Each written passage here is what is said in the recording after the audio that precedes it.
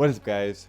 Welcome back to another video. Today's video we're going to be talking about the custom songs for Beatsaber multiplayer. We're talking about the potential of Medal of Honor coming to the Oculus Quest, Contractors coming to the Oculus Quest, and Pistol Whip 2089, and some of my opinions about some of these games and updates and stuff like that. So let's get right into the video. So first off, we're going to be talking about the multiplayer Beatsaber custom songs. Now this is not a tutorial on how to install it at all. I will link you to a video that my friend did, Oculus Likes. He tells you how to set up everything and get it all started. One thing to know is that this only works for room code multiplayer. This does not work for quick play, and in fact I think if you do this mod it will disable quick play for the time being. So just keep that in mind. If you still wanted to do this, go check in the description below for a link to the video.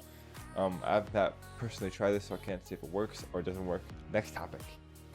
Contractors is coming to the Oculus Quest tomorrow at 1 p.m. EST, and Contractors is like the Onward, but it's a little bit more fast-paced. I had the pleasure of playing the beta back when it was on side quest, and I believe it's not there anymore because obviously it's coming to the Quest store tomorrow. I think the price is going to be around $24 or $30. Now of course this is going to have all of your traditional stuff like team deathmatch, gun game, all that fun stuff. This also has a very unique zombie mode. I don't know if the official version is going to have it, but at least in the beta when I was playing it, it did have some sort of zombie mode, which a lot of these games don't have or are not really good.